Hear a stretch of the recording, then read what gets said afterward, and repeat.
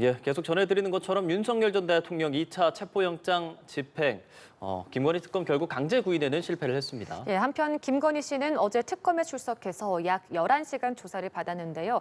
이르면 오늘 구속영장을 청구할 거라는 관측도 나오고 있습니다. 관련 내용들 양지민 변호사와 함께 이야기 나눠보겠습니다. 안녕하십니까? 안녕하십니까? 안녕하세요. 예, 오늘 오전 아침부터 계속 이 부분에 대해서 과연 2차 집행 성공할 것인가에 대한 말이 많았습니다. 결과적으로는 부상이 우려돼서 9시 40분쯤 집행을 중단했다라고 밝혔습니다. 어떻게 보셨는지 좀 궁금한데요. 1차 영장 집행 때에는 일단 어떠한 신체 접촉은 최대한 피하고자 했던 것으로 보입니다. 그렇죠. 그런데 그 이후에 결국에는 물리력을 행사하지 않으면 이러한 영장 집행은 현실적으로 어렵다라는 이야기가 나오고 또한 법무부 장관도 나서서 물리력이 들어가야 된다라는 이야기가 나오다 보니까 아마도 이번에는 일부 신체 접촉은 좀 있었던 것으로 보입니다. 즉 바꿔 말하자면 뭐 포승이나 아니면 이제 뭐 수갑까지 채우는 정도는 이르지 않았다라고 하더라도 예. 적어도 양팔을 잡고 좀 끌고 나오려고 하는 그러한 제스처는 있었을 것으로 보이고요. 그 과정에서 이러한 집행의 대상자라고 볼 수 있는 윤 전 대통령이 완강하게 이제 거부를 하고 버티는 이 모양새가 되다 보니까 그러면 사실 건장한 이 성인 남성 한 명을 끌고 나오려면 한 명의 힘으로는 안 되고 뭐 2명 이상, 3명, 4명까지도 붙어야 되는 상황이 될 수가 있거든요. 그렇겠죠. 그런데 장소는 굉장히 비좁은 독방입니다. 그러다 보니까 아무래도 이 대상, 그러니까 집행의 대상이 윤 전 대통령이 다칠 수도 있고 잘못하면 교도관이나 이 수사관이 또 다칠 위험이 있을 수 있다 보니까 이렇게 해서는 현실적으로 이 집행이 어렵다라는 판단을 1시간 조금 지난 시점에서 내린 것으로 보이고요. 그래서 어쩔 수 없이 집행을 중단하고 나오게 된 것으로 보입니다. 예, 지금 이제 보도에 따르면 완강한 거부로 부상이 우려됐기 때문에 중단했다라고 알려지고 있는데 사실 이렇게 부상이 우려된다라고 했다라는 것은 윤 전 대통령 측에서 얼마나 좀 강하게 저항을 했을지 그런 상황을 저희가 좀 예상해 본다면 어땠을까요? 아마도 완강하게 거부를 했겠죠. 그러니까 뭐 1차 때에는 굉장히 뭐 들어눕는 방식이었다라는 이야기가 전해지지만 예. 지금까지는 아직 뭐 당시에 어떻게 이제 뭐 옷을 입고 있었고 어떤 상황이었는지 구체적으로는 전해지지는 않고 예. 있지만 그 비좁은 정말 이 모든 것들이 다 한 공간에 있는 독방 안에서 아마 손을 뿌리친다라든지 아니면 교도관을 막아서는 그러한 식으로 이 몸짓이 나오면서 사실 어디 부딪힐 수도 있는 것이고요. 주변 집기류라든지 이런 것들이 이제 뭐 깨지거나 그러면서 부상을 당할 수도 있는 상황이기 때문에 이 부분에 대한 우려가 가장 좀 강했다라고 볼 수 있겠고 정말 만에 하나 이렇게 부딪히고 이제 뭐 아니면 뿌리치다가 피치 못하게 어디 이제 부딪혀서 부상이 멍이 생긴다면. 든다라든지 예. 아니면 상해를 입게 되면 그때는 윤 전 대통령 입장에서는 법적인 조치를 취할 것이거든요. 예. 아마도 형사 고소라든지 아니면 이러한 공무원의 잘못으로 인해서 내가 피해를 봤다라고 해서 뭐 국가배상 청구를 한다라든지 다양한 법적 수단을 강구할 수 있기 때문에 이것을 집행하는 교도관이나 수사관 입장에서는 당연히 이제 부담으로 작용할 수밖에 없는 것이고 또한 교도관이 이 부상을 입는 것도 큰 문제입니다. 공무를 어쨌든 집행하기 위해서 이렇게 하지만 그 과정에서 다친다라는 것이 사실은 서로에게 좀 부담이 될 수 있는 상황이어서 피치 못하게 1시간 15분 만에 종료된 것으로 보입니다. 근데 이렇게 인치를 거부하는 것 자체는 법적으로도 뭐 그러니까 인치를 당하는 사람 입장에서는 보장받는 권리인 겁니까? 보장받은 권리라고 보기에는 조금 무리가 있습니다. 예. 왜냐하면 대부분의 수감자들이나 대부분의 이러한 형사 재판이라든지 조사를 앞두고 있는 사람 입장에서는 형사사법 절차에 따라서 그 절차마다 이렇게 대응을 하고 응하는 것이 이른 기대되는 그러한 행동이거든요. 그런데 윤 전 대통령의 경우에는 이러한 기대되는 행동과는 정반대의 그런 행동을 지금 취하고 있고 무엇보다 그러한 행동을 하는 사람이 과거에 우리 형사 절차의 가장 전문가라고 볼 수 있던 총장직까지 역임을 했던 사람이기 때문에 이 부분을 지켜보는 이제 국민들이나 이 많은 사람들이 조금의 씁쓸함은 감출 수 없는 것이 사실인 것으로 보이고요. 다만 여기서 이제 판단을 해야 됩니다. 현실적으로 그러면 영장을 계속해서 이렇게 집행하는 것이 의미가 있을까? 네. 다른 방법은 없을까라는 좀 고민이 들어가야 되는 시점으로 보이고요.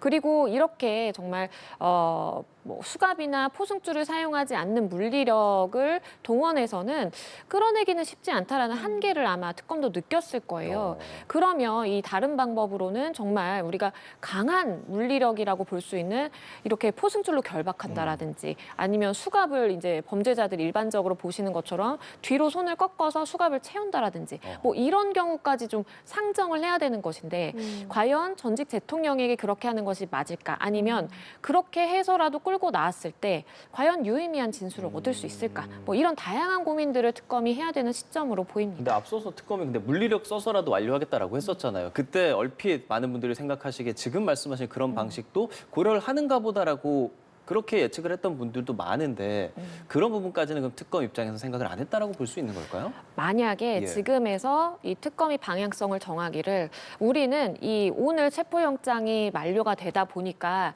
다시 재청구해서 다시 받아서 우리는 집행 또 할 거다라고 했을 때에는 3차, 4차 집행 때에는 말씀드린 이 개호도구라고 할 수 있는 어떠한 수갑이라든지 포승줄로 묶어서 나오는 것까지도 생각할 여지가 있다라고 보입니다. 다만 이번에는 2차 집행이었고 그리고 변호인이 선임되고 첫 집행이었습니다. 그러다 보니까 특검 입장에서도 완전히 강대강으로 가기보다는 변호인도 이제 중간에 사이에 끼어 있는 상황이고 소통의 여지가 있다라고 판단을 해서 이렇게 좀 설득과 함께 가벼운 이런 물리력, 신체적 접촉을 이제 상정해 두고 오늘은 집행에 임했을 가능성이 있고요.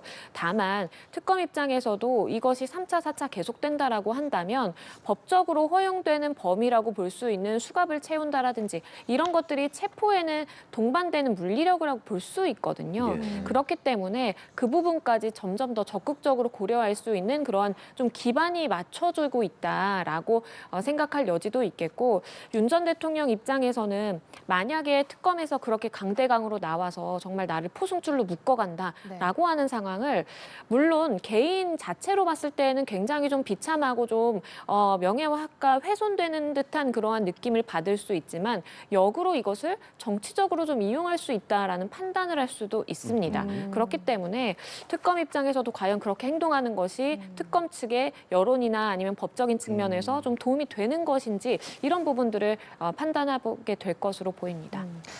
사실 오늘이 체포영장 집행 마지막 날이었지 않습니까? 그래서 특검팀이 과연 이제 이후에는 어떤 이제 행동을 할 것인가에 대해서 보자면 뭐 기소를 할 수도 있고 아니면 영장 재청구를 할 수도 있고 뭐 어떤 쪽으로 나갈 거라고 예상해 볼 수 있을까요? 일단 특검 측에서는 두 가지, 말씀 주신 두 가지를 고민할 겁니다. 영장 재청구한다라는 것은 체포영장을 그래도 끝끝내 우리가 집행을 좀 해보겠다. 즉, 윤 전 대통령을 저 족방 안에서 반드시 좀 끌어내 와보겠다라는 의지로 읽히는 것이고요. 그렇게 된다라고 한다면 뭐 3차, 4차 집행이 앞으로 계속 있을 수 있겠죠. 그리고 영장도 아마 발부될 가능성이 높습니다. 실질적으로 법원이 보기에도 이렇게 완강하게 체포의 대상자가 응하지 않는다라는 상황이라고 한다면 뭐 영장 발부해주지 않을 이유는 없거든요. 그리고 또 하나의 선택지는 우리 이 정도로 했으면 현실적으로 집행은 불가능하다라고 보는 것이 맞고 그냥 기소로 가겠다라는 선택지가 하나 있는 것인데 그 부분 역시도 특검 입장에서 조금 부담이 되는 측면이 있습니다. 왜냐하면 이 내란 특검의 경우에는 윤 전 대통령에 대해서 그래도 두 차례 소환 조사를 하긴 했거든요. 물론 조사를 하긴 했지만 윤 전 대통령 측에서 묵비권을 행사해서 그런 유의미한 답을 얻지는 못했습니다. 그럼에도 불구하고 현장에서 조사가 있었기 때문에 조서라는 것이 꾸려질 수가 있었고 이것이 추후에 법원 단계에 가서 법원에 제출될 수 있는 상황이죠. 하지만 김건희 특검의 경우에는 핵심 피의자 중에 한 사람이라고 볼 수 있는 윤 전 대통령에 대해서 단 한 차례도 소환 조사를 한 바 없기 때문에 조서라는 것이 꾸려질 수가 없어요. 그러면 사실 법원에 기소를 하는 단계에서도 조금 우리가 그래도 묵비권을 행사하더라도 아무 말 하지 않는다라는 그 조서 하나를 좀 내는 게 낫지 않겠냐라는 법적인 좀 판단이 있을 수가 있겠고 물론 법원 단계에 가서 이 피고인이 그 증거에 대해서 부동의하면 물론 증거 효력이 없는 것은 사실이지만 예. 그럼에도 불구하고 이것을 목적을 위해서 꾸려지게 된 특검 입장에서는 핵심 피의자에 대해서 한 차례 조사를 하느냐 마느냐는 굉장히 중요한 요소라고 볼 수 있기 때문에 막바로 기소로 들어가는 건 역시도 좀 부담스러운 일이겠다라는 생각이 듭니다. 그렇군요. 영장 재청구와 기소 이제 두 가지 둘 중에 선택을 하게 될 텐데 영장을 재청구하더라도 말씀해 주신 것처럼 윤석열 전 대통령이 과연 응할 것인가? 그게 또 관심이고. 그러니까 윤석열 대통령 측의 입장도 궁금해지거든요. 윤석열 대통령 측에서는 강하게 저항하는 일종의 이유가 있지 않겠습니까? 어떤 내용들입니까? 윤 전 대통령 입장에서는 내가 이렇게 출석을 해서 내가 아무리 뭐 피력을 하고 아니면 항변을 한다고 하더라도 크게 법적으로 실익이 있다라고 보기는 어렵다라는 판단을 하고 있는 것으로 보입니다. 왜냐하면 윤 전 대통령 입장에서 주장해 볼 수 있는 사항들이 굉장히 적습니다. 우리가 탄핵 심판부터 아니면 일부 본인이 출석을 했던 형사재판에 출석해서 하는 이야기를 들어보면 당시 지금 받고 있던 혐의라고 할 수 있는 내란 혐의에 대해서도 정당한 행위였다, 경고성이었다라는 이야기를 하고 원론적인 이야기를 계속하고 있는 그런 상황이거든요. 그런 원론적인 이야기와 더불어서 절차적인 하자, 공수처 수사가 잘못됐고 수사권이 없기 때문에 그래서 내가 응하지 않는 것이 정당하다라는 취지로 계속해서 피력을 하고 있는 상황에서는 김건희 특검에서 의혹을 가지고 있는 여러 가지 공천 개입이나 다양한 부분에 대해서 사실관계에 대해 조목조목 반박하는 것이 나에게 결코 유리한지도 잘 모르겠고 그렇게 반박한다고 한들 이것이 잘 특검 쪽에서 수용이 될지도 난 잘 모르겠다. 그렇기 때문에 아예 나는 그런 사법적인 절차, 그러니까 수사 절차에는 아예 임하지 않고 법원 단계에 가서 좀 다퉈보겠다라는 생각을 하게 될 가능성이 있겠고요. 다만 이 형사법 전문가이기 때문에 본인도 가장 잘 알고 있겠지만 이렇게 수사기관의 수사라든지 조사에 불응하고 막무가내로 응하지 않는 그러한 태도가 고스란히 법원에는 비춰질 수 있는 부분이 있고 법원에서 보기에도 이런 부분은 조금 형량이나 아니면 추후의 죄질 부분의 판단에 있어서 좀 불리하게 작용할 요소는 크다라고 보입니다. 예. 자, 앞으로 어떻게 김건희 특검 측에서 윤석열 전 대통령에 대한 선택을 할지 관심인데 시청자분들께서 지금부터는 이 특검 관련해서는 어떤 내용을 좀 중점적으로 봐야 되는 겁니까, 그럼? 일단 김건희 특검에서 가장 핵심 피의자로 예. 볼 수 있는 사람은 윤 전 대통령과 이제 김건희 여사 두 사람입니다. 그렇기 때문에 두 사람에 대한 조사가 어떻게 투트랙으로 이어지는지를 봐야 되는 것도 하나의 관점이고요. 특히 윤 전 대통령에 대해서는 지금 두 가지의 선택지, 이 독방에서 끌어내고자 하는 의지를 특검이 얼마나 강하게 가지고 있는지를 영장 재청구를 하는지 여부에 따라서 판가를 해볼 수가 있겠고 막바로 기소로 간다고 한다면 예. 그러면 오히려 나머지 관계 당사자, 그러니까 김 여사라든지 다른 사람들에 대한 이 인적 증거를 끌어내는 것이 가장 중요할 수 있습니다. 즉 핵심 당사자가 입을 열지 않고 있고 조사에 응하지 않고 있는 상황이라면 다른 사람 입을 통해서 그러한 상황에 대해서 진술을 받고 그리고 객관적 증거라고 할 수 있는 이 물증들을 철저하게 확보함으로써 내가 비록 특검 측에서 피의자 윤석열 전 대통령에 대해서 한 차례 조사도 하지 못했지만 그럼에도 불구하고 빠져나갈 구멍이 없는 증거관계가 탄탄하게 마련되어 있다라는 것을 짚고 그다음 법원 단계로 넘어가는 것이 중요할 것으로 보이고요. 일단은 핵심 피의자 두 사람이기 때문에 두 사람에 대한 앞으로 조사라든지 인신구속이 어떻게 이루어지는지 이 부분을 좀 차례차례 보는 것이 중요합니다. 네, 지금 말씀해주신 핵심 피의자 2명, 김건희 씨는 어제 어느 정도 좀 조사 협조적인 모습이었고 반면에 지금 윤 전 대통령은 계속해서 거부하고 있는데 그럼 여기서 좀 궁금한 것이 오늘 이제 윤 전 대통령에 대한 체포영장을 집행하기에 앞서서 하루 전에 부인 김건희 씨의 특검이 있었잖아요. 이런 것 또한 오늘 좀 협조해달라라는 무언의 어떤 메시지를 줬다라고도 볼 수 있을까요? 그렇죠. 그러니까 부인이 어떤 상황인지 조사를 받는지 출두를 했는지 이런 것에 대해서 아마 다 변호인단을 통해서 소식을 접하고 있을 것으로 보입니다. 그렇기 때문에 앞으로 특검 측에서 전략으로 가져가야 되는 것 중에 하나가 윤 전 대통령을 심리적으로 조금 압박을 해서 이 끌고 나오는 것도 하나의 전략일 수 있거든요. 그러니까 우리가 물리력을 동원해서 강제적으로 두 팔 다리 붙잡고 나오는 것도 하나의 방법이지만 그게 아니라 그러니까 김건희 여사, 그러니까 김 씨에 대해서 우리가 구속영장을 청구할 수도 있다. 내지는 우리가 어떠한 인신구속을 할 수도 있다라는 것을 하나의 카드로 들고 윤 전 대통령과 협상을 하거나 심리적인 압박을 주는 것도 하나의 가능한 수단입니다. 그렇기 때문에 이런 것까지도 가능성을 열어두고 볼 것이라고 보이고 사실 눈에 보이지 않는 팽팽한 줄다리기를 하고 있다라고 보는 것이 맞거든요. 김 씨 측에서도 내가 이번에 성실하게 조사를 응하지 않고 아니면 내가 이번에 출석하지 않으면 혹시나 구속영장 카드를 꺼낼 수가 있다라는 상대방에 대한 줄다리기. 그래서 출석을 하고 또 윤 전 대통령에 대해서도 혹시나 이런 것들이 계속된다라고 한다면 우리는 기소할 수 있고 부인인 김 씨에 대해서 인신구속이라든지 이런 것에 대해서 더 적극적으로 고려할 수 있다라는 것이 사실 하나의 카드를 들고 좀 협상이라든지 아니면 줄다리기가 계속되고 있는 상황으로 보셔도 좋습니다. 예. 이제 본격적으로 김건희 씨 관련된 이야기를 좀 해보겠습니다. 계속 저희가 화면으로 보여드리고 있지만 어제 출석을 해서 조사를 받았고 그 내용을 저희도 이제 특보로 전해드렸습니다. 어떤 내용을 좀 조사받았다고 전해집니까? 일단 세 가지 쟁점이었습니다. 도이치모터스 주가 조작 사건, 그리고 이 공청 개입, 그리고 건진법사 관련된 청탁이라든지 뇌물 의혹까지 이렇게 세 가지가 주요한 쟁점이었고 더불어서 막바지에 이제 추가된 부분이 이 도이치모터스 사건으로 인해서 손해를 입었다라고 이야기한 부분에 대한 이 허위사실 공표, 그리고 이제 또 다른 부분 이 두 가지가 마지막에 이제 추가가 된 것인데 이 부분에 대해서는 사실 사실관계가 간명합니다. 막바지에 추가된 그 목걸이에 대해서 우리가 그 공직자 그 재산 신고를 누락한 부분이라든지 허위사실 공표는 뭐 이번에 꼭 하지 않았더라고 하더라도 다음 조사에 충분히 진행할 수 있는 부분이었다라고 보이고 그렇기 때문에 이 가장 증거관계가 많이 수집이 됐던 도이치모터스 주가 조작 사건에 대해서 가장 먼저 물어봤을 것으로 보이고 일단 개괄적으로는 다 질문을 했던 것으로 보여요. 그렇기 때문에 김 씨 측에서 어떠한 반론이라든지 반박, 부인이 있었는지에 대한 이야기도 전해지고 있는 상황이거든요. 그렇기 때문에 일단 세 가지 의혹에 대해서는 특검이 증거관계가 충분히 조사가 돼서 어느 정도 갖춰져 있다라고 보는 것이 맞겠고 이날 김 씨에게 하나하나 이 증거를 제시를 하면서 진술을 반박한다라든지 아니면 그러한 증거관계에 대한 확인을 받는 작업이었다라고 보시면 됩니다. 네, 이런 혐의들에 대해서 김건희 씨가 어제 조사를 받았는데 그런데 그 앞서서 이제 출석하면서 포토라인에 섰는데 그때 했던 말이 아무것도 아닌 사람이 심려를 끼쳐 죄송하다 이렇게 말했거든요. 근데 이 문장에 대해서 해석도 좀 분분한 것이 뭐 전략적으로 법적으로 어떤 책임을 회피하는 것이 아니냐 뭐 그런 의견도 있고 어떻게 해석해 볼 수 있을까요?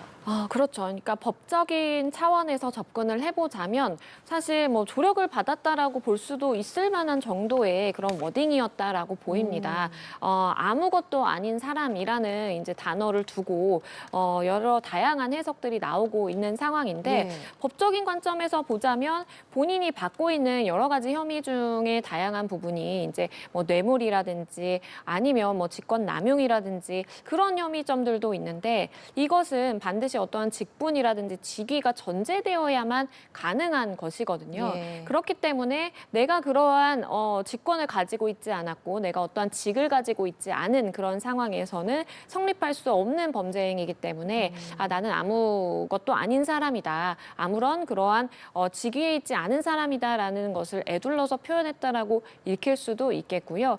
일단은 뭐 어떠한 입장 표명이나 사과가 있었다라는 부분에 대해서는 긍정적으로 평가를 할 수 있겠지만 이렇게 입장을 밝힌 이후에 들어가서 한 이야기는 전부 이제 부인을 하는 내용이었기 때문에 사실 이러한 부인의 그 입장이 언제까지 이어질지 그리고 이 부분에 대해서 특검이 어떻게 평가할지 이 부분도 중요한 부분입니다. 그러니까 진술을 거부하지는 않았지만 입을 떼고 김건희 씨가 한 말은 거의 다 적극적으로 반박했다라고 전해지잖아요. 일종의 좀 전략이라고 봐야 되는 겁니까? 그러니까 본인은 어쨌든 변호인의 조력도 받았을 것이고 있는 그대로 기억하는 대로 이야기를 한다라고 얘기는 하지만 사실 조목조목 지금 도이치모터스 주가 조작, 공청 개입이라든지 건진법사 관련해서 다 부인을 하고 있는 상황입니다.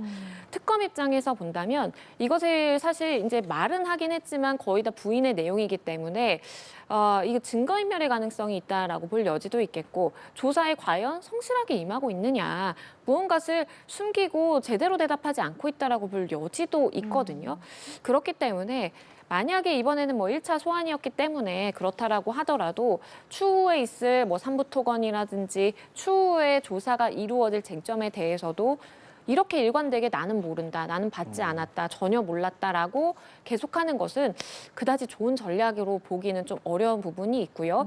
증거 관계가 명확한 부분에 대해서는 일정 정도 책임에 대해서 인정하는 것도 하나의 또 다른 전략이 될 수 있겠다라고 보입니다. 예, 어제 그래서 특검 시간이 휴식 시간을 포함해서 7시간 20분 좀 넘게 수사를 받았는데 그런데 특검 측에서 준비했던 그 분량이 100쪽 정도가 되지 않았습니까? 굉장히 방대한 양인데 이 시간에 다 소화를 하는 게 좀 촉박하지 않았을까? 어땠을까요?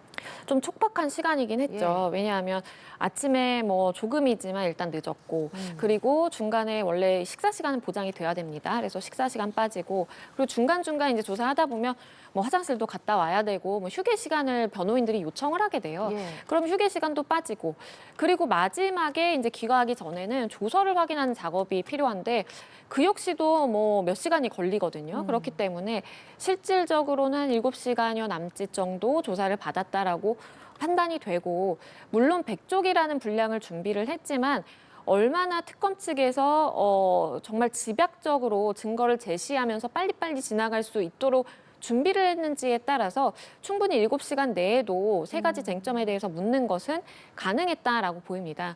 그리고 하나 또 짚어볼 부분이 지금 거의 다 모든 질문에 대해서 나는 몰랐다, 고의를 부인한다라든지 그러한 사실을 부인했기 때문에 오히려 조금 더 빨리 지나간 경우가 있을 수 있어요. 왜냐하면 내가 그 부분에 대해서 나 이거 들은 것 같다, 아니면 그때 뭔가 있었던 것 같다라는 질문이 답변이 나오게 되면 그거에 대해서 꼬리를 물면서 그럼 그때 당시 상황에 대해서 더 물어보고 관계 당사자에 대해서 물어볼 이야기들이 많지만 그게 아니라 나는 아예 몰랐다라고 하면 더 질문을 추가적으로 하더라도 몰랐다라는 이야기밖에 안 나오거든요. 그렇기 때문에 모든 지금 세 가지 쟁점에 대해서 5가지 쟁점에 대해서 나는 몰랐다라고 부인하고 있는 상황이어서 오히려 아이러니하게 질문은 사실 더 적게 할 수밖에 없었고 조사 시간도 짧아질 수밖에 없었다라고 보입니다. 예. 자, 그러면 하나씩 조금 얘기를 해볼게요. 김건희 씨 측에 관련해서 도이치모터스 주가 조작. 이 부분은 이제 압수수색 과정에서의 일종의 새로운 증거를 제시했다라고 전해집니다. 어떤 내용이죠? 도이치모터스 주가 조작 사건의 경우에는 이미 이 김 씨가 윤 전 대통령이 대통령인 시절에 지난해 7월에 이 검찰의 수사를 받은 바 있습니다. 그런데 이제 무혐의로 종결이 됐다가 지금 재수사가 되면서 새롭게 녹취록이라는 이제 새로운 증거물이 제시가 된 상황이죠. 그렇기 때문에 일단 과거에도 본인은 몰랐다라고 주장을 하기는 했습니다. 그렇기 때문에 그 부분을 받아들여서 검찰 측이 무혐의 판단을 하기도 했었던 것이죠. 그런데 이것을 곧이곧대로 믿기는 좀 어려운 부분이 지금 3년치에 달하는 이 증권사와 김 씨의 녹취가 지금 다 확보되어 있다라는 이야기가 나옵니다. 그리고 그 녹취의 내용은 당시의 주가 조작이라든지 어떠한 시세 조종에 대해서 다 인지를 하고 있으면서 본인의 계좌를 맡긴 그러한 부분에 대한 녹취가 담겨 있다라는 이야기도 나오기 때문에 이것이 만약에 정말 이 김 씨가 당시의 상황에 대해서 명확하게 인지를 하고 있었다라는 부분과 연결될 수 있다라고 한다면 스모킹건으로 작용을 할 수 있는 그런 상황이거든요. 그래서 지금 전해지는 바에 따르더라도 특검 측에서 이 녹음 파일에 대해서 증거물로 제시를 하면서 김 씨에게 질문을 했다라고 지금 전해지고 있는 상황이고요. 아마도 이러한 부분은 본인이 부인을 한다고 하더라도 녹취 내용에 따라서 그 3년치의 분량이 하나하나 그 시점마다 다 인지를 하고 있다라고 객관적으로 정황상 볼 수 있는 그런 상황이라면 법원 단계에 있어서도 본인은 부인하더라도 굉장히 불리한 증거로서 작용을 하게 될 가능성이 있습니다. 예, 다음으로는 그 공천 개입 의혹 관련해서는 김건희 씨가 명태균 씨가 일방적으로 그 여론조사를 제공했다. 그러니까 나는 힘도 없는데 자꾸 연락해서 대통령실 통해서 끊어냈다. 이렇게 말한 걸 보면 좀 일방적이었고 뭐 직접적으로 내가 그렇게 관여한 게 아니다. 이런 식으로 지금 말을 하는 걸로 보이는 거죠. 그렇죠. 그러니까 이 진술의 신빙성을 분명히 판단을 하게 될 것으로 보입니다. 왜냐하면 지금 이야기하는 바에 따르면 나는 여론조사를 무상으로 요청을 한 적도 없는데 그냥 나한테 막 보내주고 그리고 나는 힘도 없는데 자꾸 나한테 부탁을 해가지고 가지고 전화를 오는 걸 받았을 뿐이다라는 것으로 읽히는데 그와 반대되는 내용의 좀 녹취록들이 이미 그렇죠. 언론에 많이 제시가 됐죠. 예. 예를 들어서 정확하게 누군가를 특정을 하면서 내가 이제 당선인에게 뭐 얘기를 했다라는 취지라든지 그리고 그 당선인이라고 볼 수 있는 윤 전 대통령이 공관위원장에게 내가 전화한다 뭐 이런 여기까지 사실은 이제 연결이 되다 보면 과연 이 김 씨의 진술을 있는 그대로 믿을 수 있을 것인가 이 신빙성과 연결되는 문제라고 판단이 되고요. 일단 김 씨 측에서 주장하기로는 여론조사 결과를 난 받긴 받았지만 그로 인해서 어떠한 경제적 내가 이익을 본 것도 없고 실질적으로 문제가 되지 않는다. 내가 돈을 건넨 것도 아니고라고 이야기를 하지만 우리가 정치자금법 위반의 경우에는 내가 실질적으로 어떤 돈을 제공받고 그 부분이 이제 실물로 오고 간 것뿐만 아니라 무상으로 어떠한 뭐 대가성의 이익을 제공받는다라든지 이런 것도 사실 문제가 될 수 있어서 이건 법리적으로 좀 해석이 가능한 부분 영역에 있다라고 좀 보이기도 하고요. 일단은 본인은 부인하는 취지로 진술을 했지만 수사 단계나 아니면 법원 단계에 가서 그 진술의 신빙성이 있다라고 볼지 아닐지 여기에 좀 핵심 쟁점이 있다라고 보입니다. 관련해서는 사실 이미 윤상현 의원, 김영선 전 의원 소환 조사를 마친 상황이지 않습니까? 그에 대한 연결고리를 찾아내는 것이 쟁점으로 보이는데 어느 정도 특검 입장에서는 좀 생각을 하고 있겠죠, 그런 부분을? 그렇죠. 특검 입장에서는 이미 충분히 증거는 수집됐다라고 볼 여지가 있습니다. 왜냐하면 지금 김 씨와 윤 전 대통령을 제외한 모든 당사자들이 당시에 무상으로 여론조사 제공했고 그리고 공천 개입 사실이 있었다라는 부분에 대해서 사실 일치된 좀 진술을 하고 있는 것이거든요. 그리고 이걸 진술만 있다라고 한다면 그대로 믿기 어렵겠지만 관련 녹취들이 있습니다. 그리고 무엇보다 이 명태균 씨의 황금폰에 구체적으로 어떤 파일들이 있고 어떤 내용이 있는지가 언론에는 다 공개되지 않았어요. 예. 그렇기 때문에 특검 입장에서는 공천 개입이 당시 있었고 부정한 어떠한 이 대가성의 이 여론조사가 오고 갔던 정황이 있다라는 부분에 대해서 증거가 충분히 갖추어져 있다라고 볼 여지가 있겠고요. 다만 이 부분에 대해서 그래도 당사자의 이야기를 들어봐야 되는 부분이 있다 보니까 김 씨를 불러서 이렇게 물어보고 질문을 한 것이지 실제로는 이것을 뒷받침할 정황 증거라든지 객관적인 물증은 충분하다라고 보고 있을 여지도 있습니다. 예, 한편 이제 김건희 씨가 유일하게 해명을 하고 있는 의혹이 있는데 그게 그 명품 목걸이 관련 의혹이지 않습니까? 이게 근데 해명이 계속해서 바뀌고 있어요. 처음에는 뭐 빌린 것이었다가 모조품이었다가 이번 특검에서는 이게 모친에게 선물을 한 것인데 나토 순방 당시에 모친에게 빌렸다. 그리고 모조품인 건 맞다. 이렇게 말을 하지 않았습니까? 이렇게 진술이 바뀌고 있는 것은 조사에서 어떻게 작용하겠고 이 부분이 중요한 이유도 또 있지 않습니까? 그렇죠. 그러니까 이 부분 역시도 진술의 신빙성과도 좀 연결이 될 수가 있는 부분인데 해명해야 되는 것들이 그러니까 의혹을 해소시켜줘야 될 부분들이 굉장히 많습니다.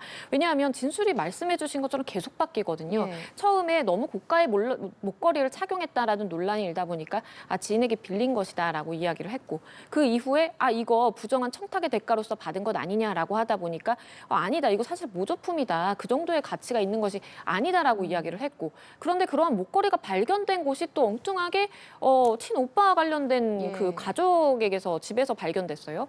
이런 것들을 다 이제 종합적으로 고려를 해보면 과연 김 씨 측에서 진술하는 부분이 맞는가, 이걸 믿을 만한가라는 것을 당연히 수사기관과 법원에서도 판단을 하게 될 것으로 보이고요. 일단 김 씨 측에서 주장을 하는 것은 15년 전에 홍콩에서 구입을 했는데 모조품인지 모르고 구입을 했고 이걸 어머니에게 선물을 했다라는 거예요. 그 다음에 나토 순방 때 나는 이걸 그냥 빌려서 착용했을 뿐이다라고 이야기를 하고 있는데 선뜻 이렇게 이해가 된다라든지 당시의 상황이 명쾌하게 납득이 되는 것은 그런 아닌 상황임에도 불구하고 이렇게 이야기를 하는 것은 법적으로 빠져나갈 수 있는 부분들을 변호인 조력에 따라서 이렇게 좀 구성해서 이야기를 하고 있다는 측면도 좀 있어 보이고요. 왜냐하면 모조품이라고 하는 순간 그 가치를 떨어뜨리는 순간 내가 이것을 재산 신고의 대상도 아니고 어떠한 청탁의 대가로 받았다라고 보기 어려운 측면 이 부분에 대한 부분도 있고 그리고 실질적으로 내 것이 아니기 때문에 어떠한 이 부분에 대해서 책임을 회피하려는 그러한 부분들도 있기 때문에 여러 가지 이제 진술들이 바뀌어가면서 짜맞춰지는 그러한 느낌이 있는데 결국에는 이러한 진술의 신빙성을 따지고 객관적으로 볼 수 있는 물증들과 대조해서 비교하는 그러한 작업도 거치게 될 것으로 보입니다. 네, 마지막 질문이 될 것 같습니다. 자, 이런 상황에서 아무래도 김건희 씨는 계속 적극 반박을 하고 있으니까 그러면 한 번 더 뭐 소환을 해야 되는 거냐 아니면 아예 구속영장을 뭐 오늘 청구할 수도 있다 이런 것들도 보도가 되던데 각각의 좀 시나리오 좀 설명해 주실까요?